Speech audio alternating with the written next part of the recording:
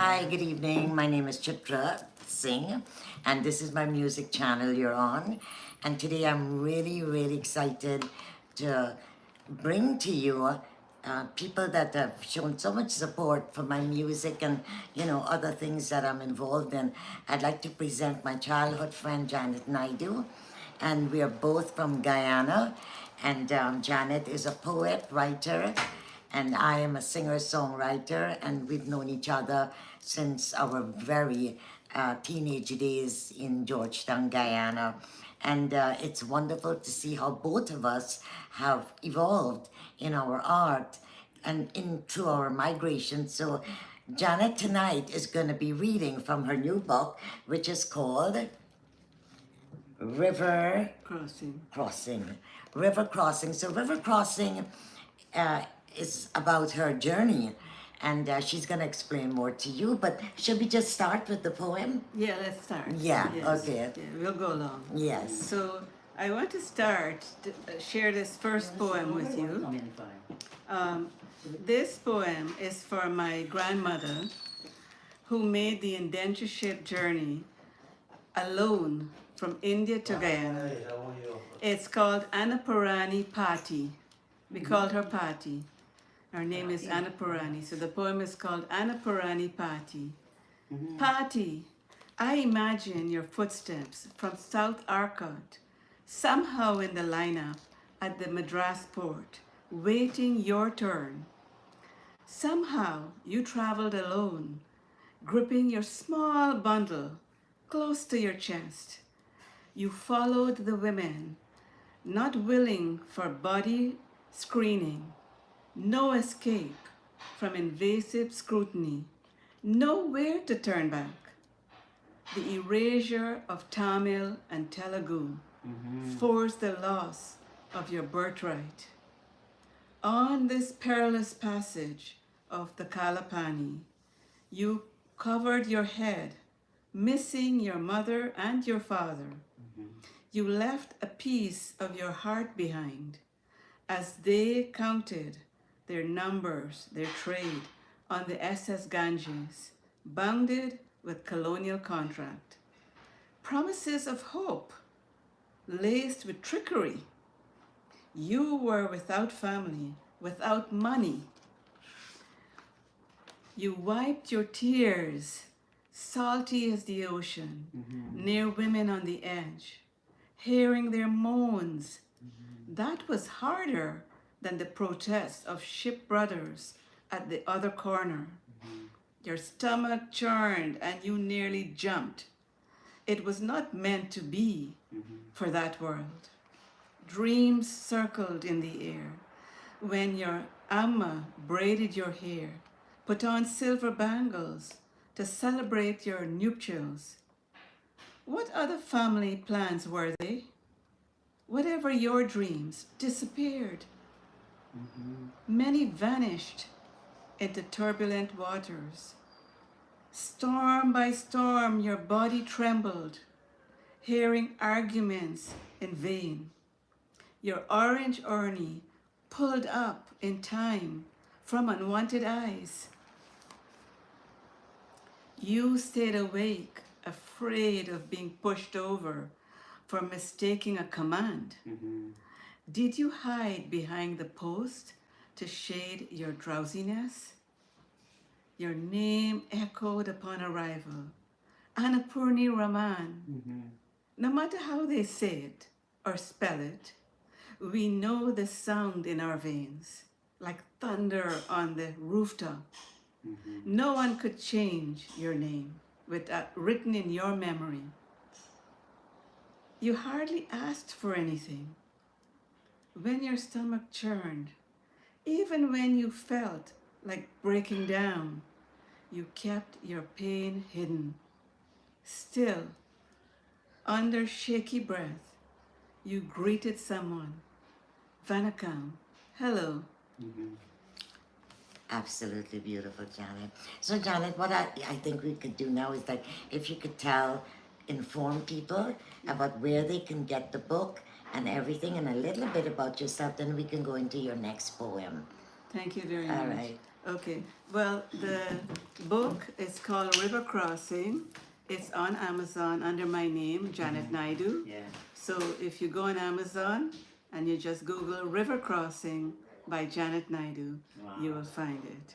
And the collection contains many poems of cultural heritage, experiences, history, and most of all, overcoming struggles and rediscovering ourselves from place to place, you know, traveling, migration, traveling from land to land. Yeah. We are discovering new experiencings of new peoples, and so we find ourselves sometimes in a fusion. And some of the poems do cover places in Guyana and in the diaspora where people have moved across, you know, different continents. But in my case, it is living in Canada. So, and I'm so thrilled for my longtime childhood friend, Chitra Singh, to be the first recipient of a collection of the poems and for us to do this together. Yeah. And you know, it's been a long time since, you know, we read poetry together and stuff like that, because we used to perform back home in Guyana and Georgetown. Yes. You know, How old were you guys doing Oh that? gosh, I was like We were maybe- young. We were young. I was I think earlier than teenage. Yeah. Yeah. I do want to add that my beginning with poetry began with Chitra's mother, Rajkumari Singh, who was a Guyana icon, activist, a dramatist, a poet, and many other things that I have not even mentioned to you. She's also on the internet if you Google her, Rajkumari Singh, an icon on the Guyana landscape. Wow. Yes, So don't forget to get this Janet's book. Get her name is Janet Naidu on Amazon River River Crossing. Yeah. So Janet is gonna do another poem, and I'm gonna do a poem. Then we have a surprise Yes. reader. Supplies. So the next poem I would like to read is called Descendant Knows. And for many of us, we know ancestral heritage and learning something about from our descendants and to carry on. It's in our veins, it's in our blood. Sometimes we're not even conscious of the history that we have come through as a people, you know, in the world, in the universe. It's called The Descendant Knows. It is a story from long ago, still in the air. No matter how far you have traveled, from land to sea, across the sky, to places unknown, you know the struggles handed down and scars stored in our being. Our grandmother mumbled in her sleep, kept her silver bangles tight across her waist. She knows security did not come easily. Kerosene lamp and wooden door could not prevent robbers in the night. You cannot put a price on peace of mind. Safety measures are never enough to guard against intruders. Our grandfather knocked more than once at the school door without permission for his daughters and sons to read and write, but the pull of the cane fields became a creature of the day, back-breaking. It is a story from long ago, still on the ground. You hear their voyage, their prayers and hopes. You hear of them breathing hard and forced out of sight to the lower deck. You now stand at the port of their arrival, gazing at the ocean as the waves come crashing at your feet on the shore, as if to give you some meaning. As certain as the sunsets, irrevocable as vibrant orange spreading across the sky. Strong winds bring you closer to their journey. And so you dive in and swim, unlocking memories of many years before. And so you begin another journey, hungry for more stories. Wow. Well, we have an audience here tonight, but because of space, and they're also in production. So we have Misha, we have Prita, my sister, and my brother Karna. And so the next poem is, Did you want to talk a bit about these poems? yeah, Yes. Well, this one I mentioned earlier about the descendant knows yes, is that no matter where on the planet we go, we carry in our being, our memory. Some of it we are not conscious of. It's subconscious. And sometimes we are drawn to something that may be even foreign to our ancestral heritage. It could be something new. And we are just drawn to it, and we know spiritually, somewhere along the way, these have been passed on. We only know what we know, but there's a lot of unknown out there. So I feel that as descendants, that sometimes we discover something new that's been passed down to us. That's why it says, you know, I'm hungry for more stories. I'm hungry for more experiences, right? Okay. Um, okay, so I will read this next poem. This is my final poem, and then we will turn it over to Chitra. It's called A Rock in the River. And again, it's a poem about looking and seeing. And sometimes we're not consciously looking. We could be walking on the sidewalk and see a sycamore tree, a maple tree, and something comes into our being, and we might be inspired but to paint or create music, write a poem, tell a story. We might be enlightened about something that we want to share with someone that crosses our mind. And I think it's like a spiritual journey, in a way. You know, we are in centennial journeys, many centennial journeys. A rock in the river. I come to the river once more to be reminded of your legacy, unveiling this naked truth. A fish darts around in the shallows. I make no sound, nor turn my eyes away, as the clear water reveals more than I know. I piece together each indelible memory, the struggles of those long nights you hurried from bottom house, public road, village to village, fighting against exploitation like a rainstorm in revolution, toppling trees one after another. In your movements from east to west, you warded off mosquito bites. I gaze again upon the river, seeing a source of mystery. Logs float in new ways.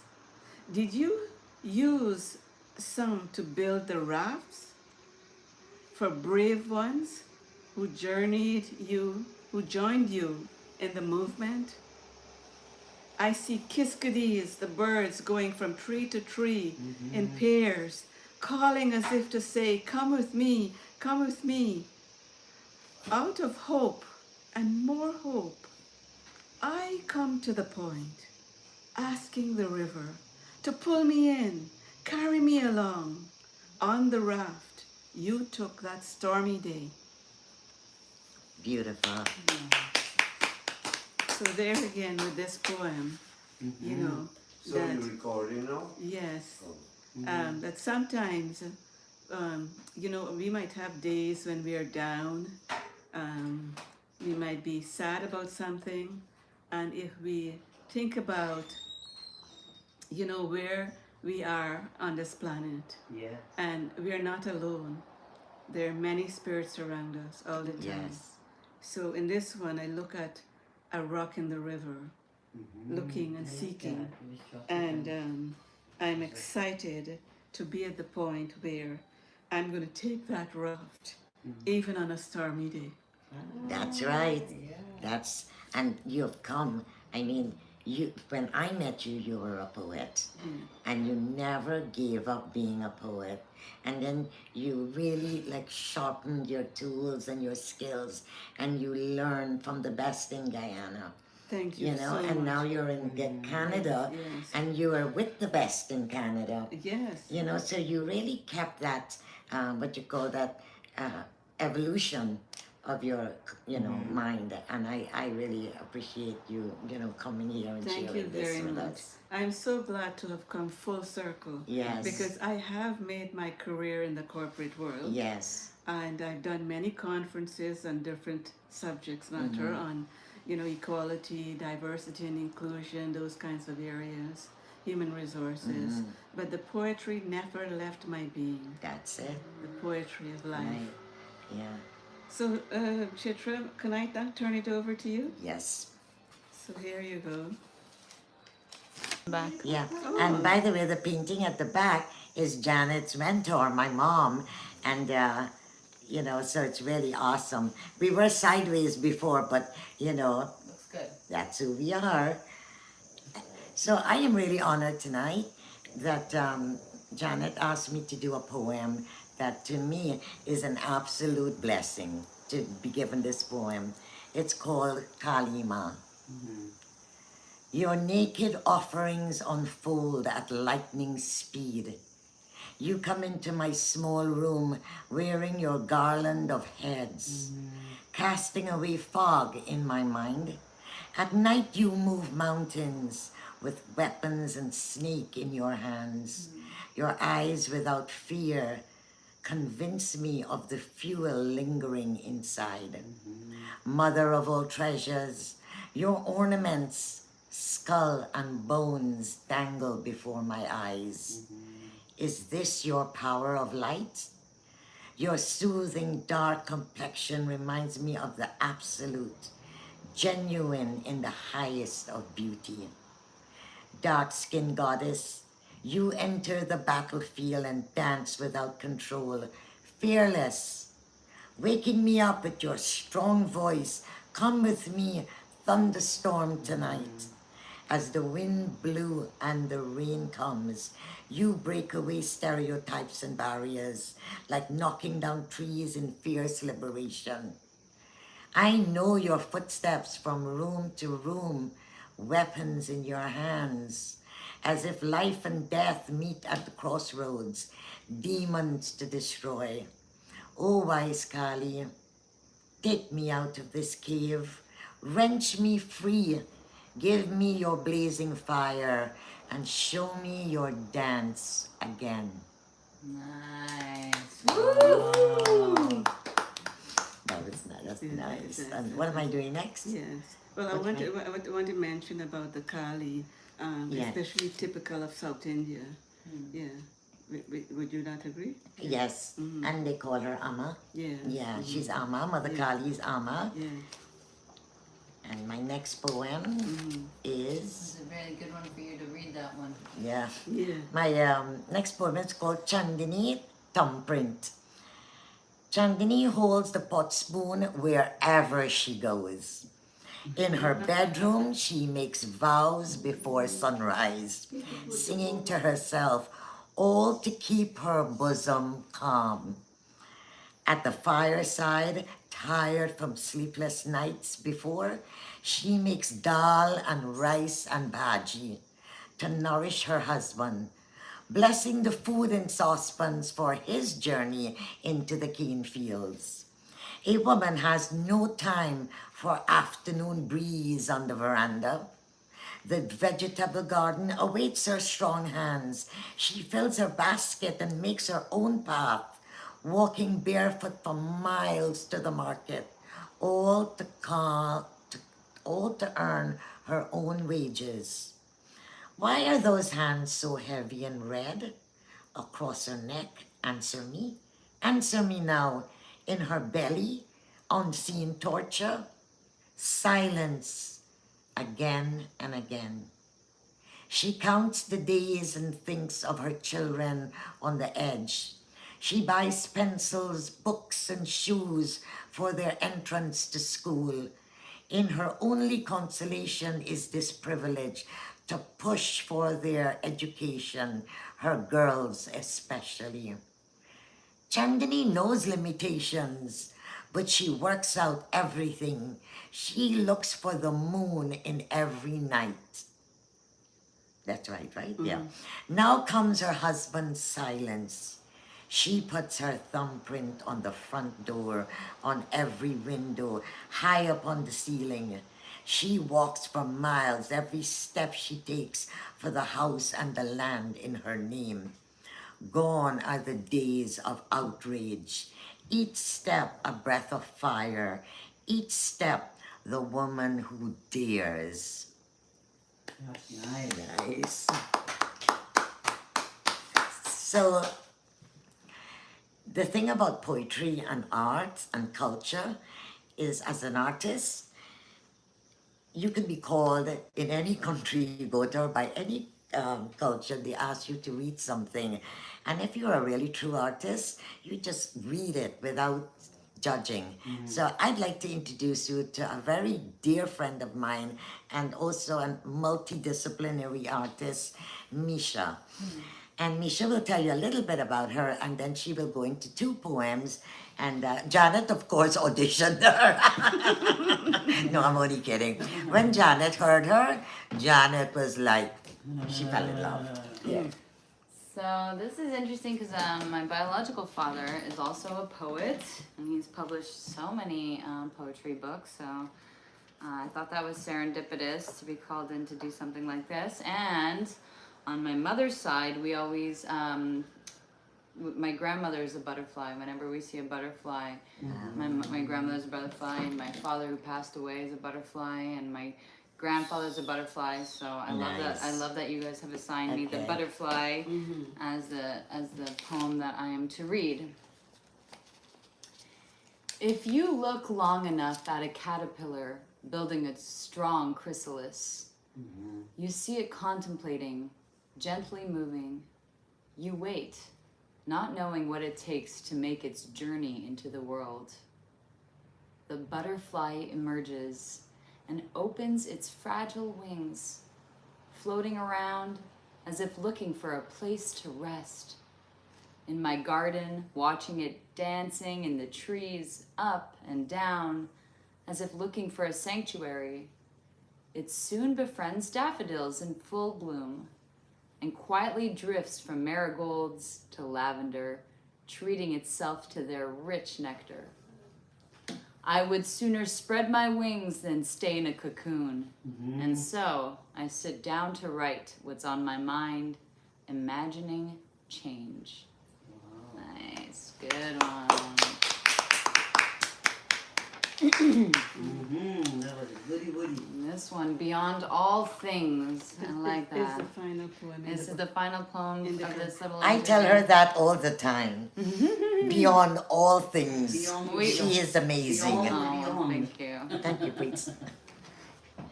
Preets is amazing. Yeah, Preets is, Preets is beyond all things. Preets is the root that this is all springing from too, in so many, many ways. We'll bring her on after You don't want Misha. to sit here? No, I'm Yeah, happy in yeah, she between, likes- cozy between these Yeah. aunties. Beyond all things. One day in our journey, we look for the world along a river, walking, looking at this life of things known and unknown. We pass by wild berries, a bark, a rock, more things nearby. Sometimes we jump hurdles along the way, tackle the logs in our path. We see the ways of the hibiscus changing from white to pink to deep red. How the hours of daylight move, how busy the world. No need to hurry, no need to worry. Sometimes at night, you walk free-spirited along the riverbank. In this fluid moment, you see the moon on the ripple of the water. Oh, what a beautiful sight. One day in your journey, you see your world. Did you hear the thrill in the air? Did you hear the parrots singing an opera just for you? Beautiful. Thank you, Janet. Thank you. Thank you. Thank you, ladies. So, Yeah. Janet, this is the book here and the cover of Janet's book. It's beautiful. It's full of stories and history and culture. Thank you very much. Transitions, yeah. So I just want to say a little something before Yeah. okay, so I'm gonna have to say at what age we did this. I was 11 years old when I met you. Yeah. Yeah, 11. Okay, and she taught me how to make poinsettias. Yes. You remember? Yes, yes, Yeah, yes. I came to your house yeah. and we made so many poinsettias for Christmas. What are Yeah. poinsettias? Poinsettias are the Christmas red The flowers. flowers, yes. Oh, Yeah, and she made them with the leaves, but we use wire, Yeah. and we cut the leaves and Yeah. And every time I would go over to their house, she would be coming home from school, cooking this big pot of khichdi and stirring it and bubbling. It was bubbling, and I was thinking, yes, yes. Yeah. She's coming home from school cooking for the entire family. Remember that? Yeah. I want to do that And more. one thing that really attracted me to Janet when I was a little girl was her work clothes. She was so neatly dressed. She was a secretary at a very important American corporation that had an office next door to where we lived in Georgetown. And we had a gate to go through to the next yard because the people that owned it were almost like family to us. So I would open the gate, knock on her office door, and the AC is going, and I would say, Janet, can I come in? And she was like, sure. Her bosses would be there, but I sat there with her and she taught me to type. And then she met my brothers, right? 5 brothers, right? And my mother loved her and my aunties loved her, and she became a stitch in the fabric of our family. And I really love you, and I love your mom, I love you too. and I love your sister and your brothers, and I'm your son. Yes. And I am so glad you came today. Yeah. And her mother had a messenger group of young writers and artists, and she included me in the group, and that's why she encouraged me to write 2 poems and put them in her booklet called Heritage. And that was her second book. And we went through some with Chitra, Yes. looking at her archive, and I said, wow, you know, it's been years, and now we feel we're coming full circle together as a family, right? Yes. As a family. And we're coming together with fine-tuned art. I mean, we went through the evolution and transformation and the creative process, and today, and I don't really mean to use the word, but established, because we worked hard to present a quality as Indian women from Guyana or period women from the globe. Like we can no longer say we are women from Guyana suffering. We are global suffering right now. So women of the world, stand up, unite, and make good art. Jai. Jai Ma. Be strong. Be strong. Bye-bye. Bye-bye. Thank you Thank so you much. so much.